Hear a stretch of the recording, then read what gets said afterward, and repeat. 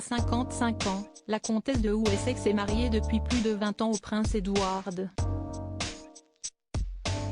Ensemble, ils ont 2 enfants, Lady Louise Windsor qui a 16 ans et James Alexander Windsor qui en a 12. Membre important de la famille royale, la comtesse ne fait pas de vagues et on lui connaît une relation proche de la reine Elisabeth II, restant pour discuter avec elle à chaque réunion de famille. Elle est d'ailleurs pressentie pour remplacer Meghan Markle aux côtés de Kate Middleton afin de remplir les devoirs de bonnes œuvres et d'apparition en public que doivent remplir les membres de la famille royale. Sophie de Wessex s'entend parfaitement avec Kate Middleton. Mais cette nouvelle exposition médiatique qui risque d'arriver pourrait mettre en péril quelque chose qui tient très à cœur à Sophie de Wessex, ses enfants.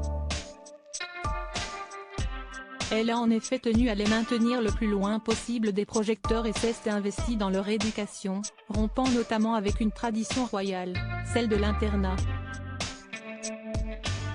Ainsi, si on a l'habitude de voir les enfants de la famille royale partir en internat, comme les princes William et Harry et avant eux, le prince Charles, le prince Andrew et le prince Edward, les enfants de la comtesse de Wessex n'ont pas été soumis à cette éducation loin du logis familial.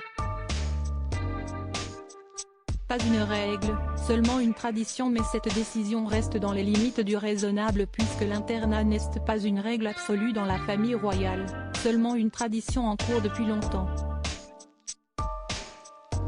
Et la reine Elisabeth II risque finalement d'apprécier l'originalité de sa belle-fille sur ce sujet-là.